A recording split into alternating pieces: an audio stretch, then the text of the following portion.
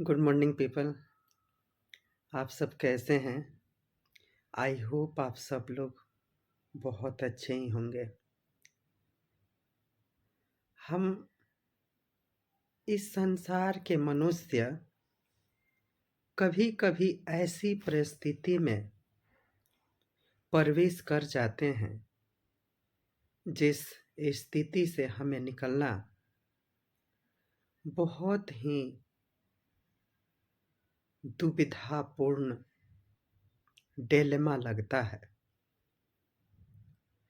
किसी भी चीज से हमें बाहर निकलने के लिए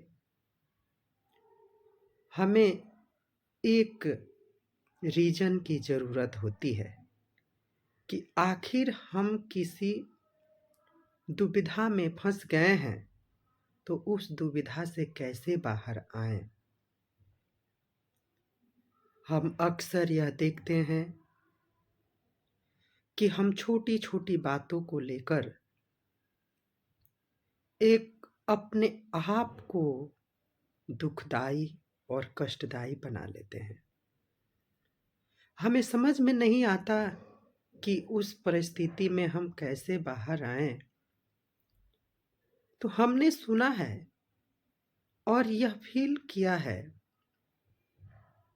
और अक्सर हम यह देखते हैं कि आज के नवयुवक दो दल हैं, जो युवा हमारे सहपाठी हैं, जो आज का यंग जनरेशन है, वो गॉड पे बिलीव नहीं करते। गॉड पे बिलीव नहीं करते, किसी राजनीतिक दल से जुड़े हुए हैं तो उन्हें उस दल की अवस्था को देखकर वो अपने आप को किसी देवी देवता या भगवान से जुड़ना नहीं चाहते।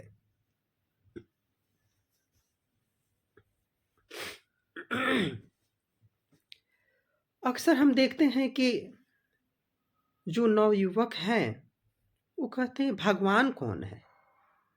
मैं तो भगवान को नहीं जानता। अल्लाह कौन है?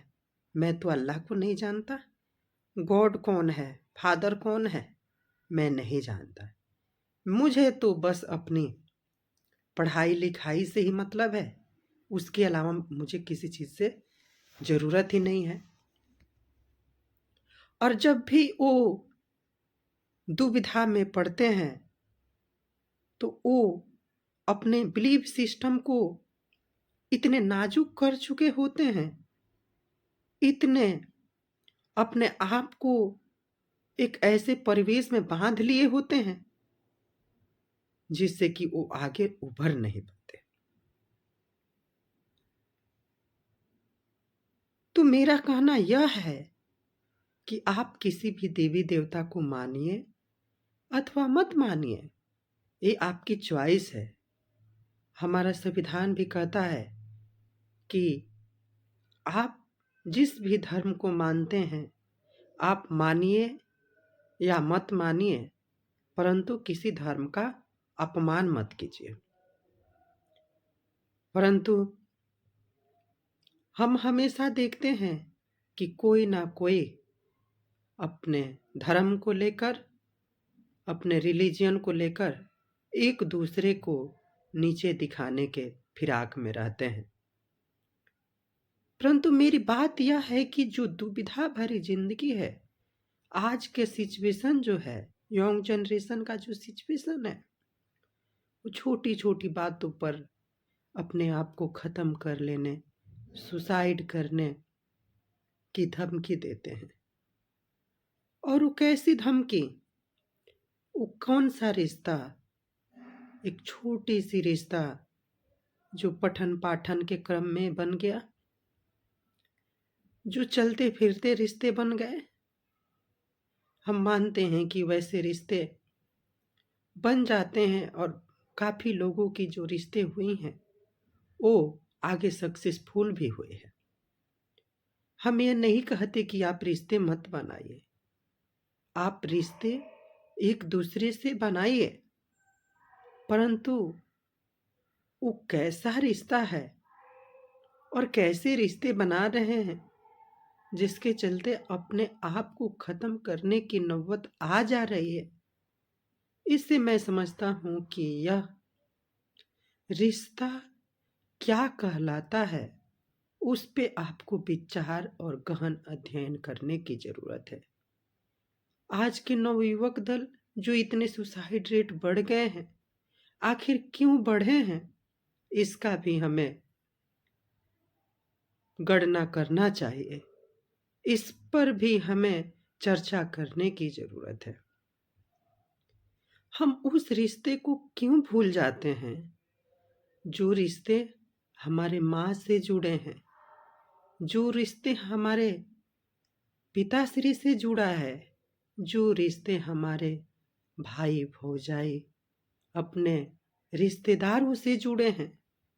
मैं उस माता को कैसे मुंह दिखाऊं और उस माता को कैसे छोड़ दिया जाए कि जिस माता ने अपने पिता के सामने मिलकर अपने गर्भधारण किए, गर्भधारण के बाद वो कितनी अवहेलना झेलती है, कितने परेशानियां होती हैं, 9 महीने वो कितने तकलीफ में रहती है और उसके बाद एक ऐसे बच्चे को जन्म देती है जिससे वो अपनी दुखें सारी भूलकर, अपनी सारी सुखें भूलकर जब बेबी का जन्म होता है तो सारी दुखों को लात मारकर अपने बच्चे को, अपने जो रिश्ते हैं उसको निभाने में लगी रहती हैं।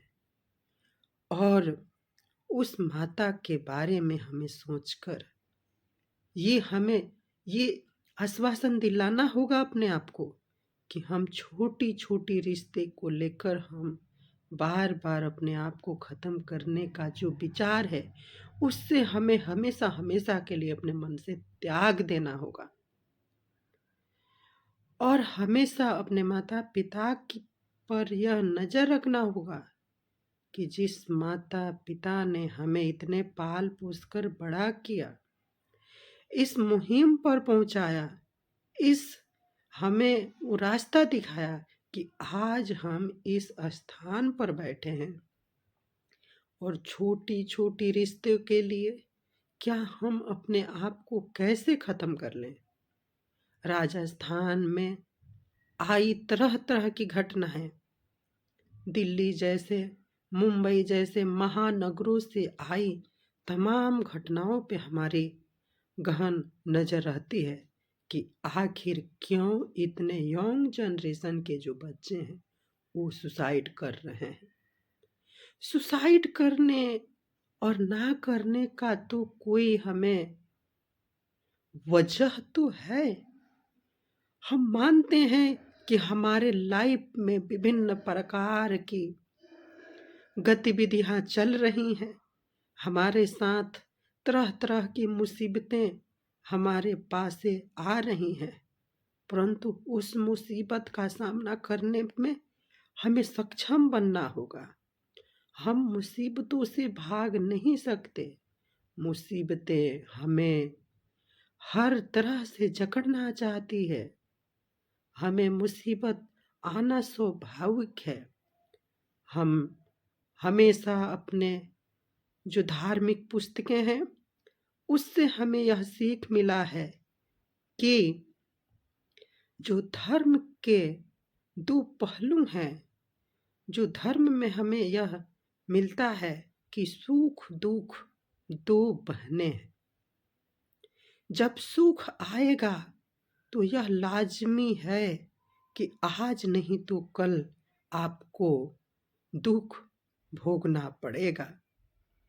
तो आखिर क्यों हम जब सुख के दिन में होते हैं तो हमें उस सुख की अनुभूति होती है और हम प्रसन्न रहते हैं, परंतु जैसे ही छोटी सी हमारी मुसीबतें हमारे चौखट पे आती है तो हम उस दुख से घबरा जाते हैं और अपने आप को ख़त्म करने जैसे बातों का आह्वान करते हैं। इसमें हम किसकी गलती माने? क्या माता-पिता की परवरिश में कोई गलती हो गई? या हम अपने आप को बनाने में कोई भूल कर ले? मैं समझता हूँ कि यह दो पहलू ऐसे हैं जिस पे हम किसी को दोष नहीं दे सकते। हम उस परिस्थिति के हिसाब से अपने आप को चेंज करते हैं। तो मैं उपस्थित मेरे साथ जुड़े समस्त लोगों से, हमारे जितने भी व्यूअर्स हमारी क्लास को देखते हैं, मैं उनसे एक ही आग्रह करूँगा कि अगर आपके जीवन में कोई भी दुविधाएँ आ रही हैं, भले ही आप किसी भगवान, किसी देवी-देवता को नहीं मानते हैं, उसके बावजूद भी आप, कोई तो आपका आइकन होगा, कोई तो आपका देवी-देवता होगा, कोई नहीं है तो आप अपने माता-पिता को तो मानते हैं। जो भी है, उस पर आपको एक विश्वास, बिलीफ सिस्टम होना ही चाहिए। चलिए, आप पठन-पाठन का कार्य करते हैं, तो उस पठन-पाठन में भी आप किताब की सौगंध कर लीजिए कि जो है, वो किताब के भरोसे मैं छोड़ता हूँ और मेरी जो भी परिस्थितियाँ आई है, मैं उस किताब पे छोड़ता हूँ, वो अब जो करना है करे। हालाँकि हमारे लाइफ में भी तरह-तरह की सिचुएशन आती हैं, जिससे हम परेशान हो जाते हैं। हम तो प्रभु श्री हरि के भक्त हैं, तो हम, हमारी परिस्थिति अगर कोई पूछे, तो हम जिस स्थिति में रहते हैं, हमारी जो भी समस्याएँ आए, हम उस समस्याओं से जब घबरा जाते हैं, कुछ ऐसी चीज़ें मेरे साथ ऐसा होता है कि जो मेरे बस के बात नहीं होता, मैं लाख कोशिश कर लूँ, वो कोशिश नाकाम ही जाती है। कई बार मेरे साथ ऐसे हुआ है, जो काम मेरे से नहीं होगा, मैंने हार मान लिया। सारे समस्त मेरे रिश्तेदार, नाते सबसे मैंने कह सुनकर हार मान लिया। वो चीज़ें मुझसे नहीं होती है। मेरी एक ही आह्वान होती है कि मैं जिस भी अपने देवी देवताओं को मानता हूँ, मैं श्री हरि को मानता हूँ, तो मैं उनके भरोसे सारी अपनी दुख उनके सामने कहकर, उनके माथे मढ़कर मैं अपने आप को शांत करता हूँ कि हे प्रभु, जो कुछ भी होगा अब आपको ही करना है, और शांत माइंड से अपने आप को शांत कर लेता हूँ। तो मैं आप सभी मुझसे जुड़े हुए व्यक्ति से कहेंगे कि अगर आप मन की शांति चाहते हैं, तो किसी चीज़ को लेकर इतनी घबराहट महसूस हो रही है, तो आप समस्त लोग, आप जिस देवी-देवता को मानते हैं, उनके भरोसे छोड़कर, उनके पल्ले में डालकर आप शांति मना सकते हैं। जैसे कि हम कहते हैं कि जो सारे जग से हार जाता है, इस संसार के सारे दरवाजे जब आपके लिए बंद हो जाते हैं, उस समय आप अपने श्री हरि के पास, आप अपने इष्ट देवता के पास, आपके जो भी हैं, उनका दरवाजा हमेशा आपके लिए खुला है।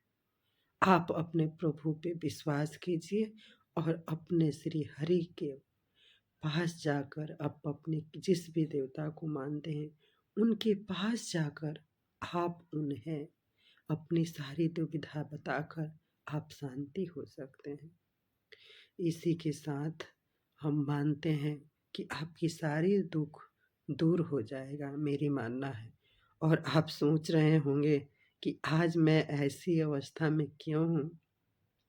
तो मैं आप सबको बता देना चाहता हूँ कि आज मैं 4-5 दिन से फ़ीवर, खाँसी, सर्दी की वजह से मेरी शरीर बहुत ही ख़राब है। इसलिए ना तो मैं स्टडी कर पा रहा हूँ, ना तो मैं आप लोगों की क्लास ले पा रहा हूँ। इसलिए मैं अभी जिस स्थिति में हूँ, मेरा शरीर अभी फ़ीवर से तप रहा है और मैं समझ में नहीं आ रहा है मैं क्या करूँ? मगर फिर भी मैं दवा खाकर ऐसी स्थिति में आप सबके सामने आया हूँ कि थोड़ी मुझे अच्छा लगे, परंतु मैं मानता हूँ कि आप सबका प्यार मोहब्बत स्नेह मुझ पे बना रहेगा, तो मैं अवश्य ही कुछ दिनों में सुस्त और स्वस्थ होकर आप सबके सामने मैं फिर से एक चहकता हुआ पंडित जी और चहकता हुआ हेमंत आपको दिखूँगा। तो आप किसी को भी घबराने की ज़रूरत नहीं है। मैं बिल्कुल स्वस्थ हूँ, सुखी हूँ और मेरी स्थिति बिल्कुल ठीक है। मैं दवा खा रहा हूँ और मैं बहुत जल्द ठीक होकर आप सबके सामने उपस्थित होऊँगा, एक नए क्लास के साथ, नए जोश के साथ। तब तक के लिए आप सबको मुझे सुनने के लिए बहुत-बहुत धन्यवाद। Thank you so much people.